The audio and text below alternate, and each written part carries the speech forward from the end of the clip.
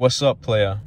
It is I, Sebar Wise, back with a spoiler-free review of the 2025 film Magazine Dreams, starring Jonathan Majors. Okay, if you have not seen this movie, go out and watch this movie. Okay, listen, I have not seen too many movies released this year. The only other one that I have seen is Minecraft, so the bar is not very high. However, okay, Magazine Dreams is without a doubt it might be too early to call this. It might be too early to call this, but I truly believe that it is going to go down as movie of the year. And if it doesn't, it's going to be a great shame, because, the movie only released in about like 800 theaters throughout the US. And yeah, it's not gonna be seen by many people. However, right now it is available to purchase and or rent on on Prime Video, as well as Apple TV. So if you have these platforms, you can buy it or rent it for about $20 to $25 with tax. So, if you have the money and if you are interested in watching this movie, I highly recommend you do, because it is, in my opinion, a must watch. Okay, you will not be disappointed with this movie. But let's get into it. Without spoiling much of anything. I'm going to give you the basic premise of the movie. So again, it stars Jonathan Majors, who plays a mentally ill bodybuilder by the name of Killian Maddox. And where do I even begin, guys?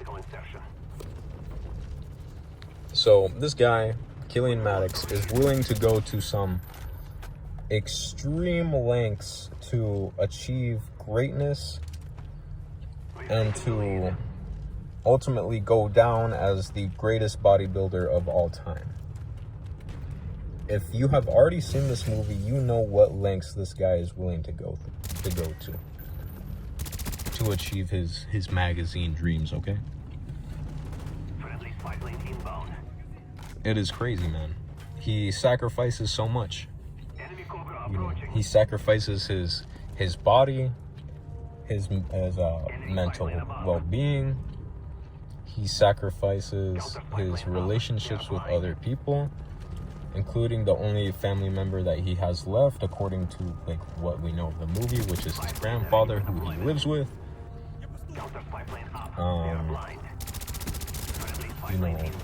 He sacrifices his job that he has in the movie, and he sacrifices his manhood. Okay, he gives everything. He's willing to throw it all away to achieve greatness. In a way, it's kind of inspiring that, even at his lowest, right? Even at his lowest, he is willing to still pursue his dreams. And there's a scene in the movie which I think is the best scene in the movie, where he hits rock bottom, essentially. And he's on his way to a nationals competition where he hopes to get his pro card at this competition. Okay, he hopes to get his pro card, but however, on his way there, or even before he leaves the house, an incident happens, right? And we are led to believe is he gonna go, is he not gonna go? And ultimately he decides to go, man. And it is crazy, because as soon as he shows up, everyone's looking at him all weird.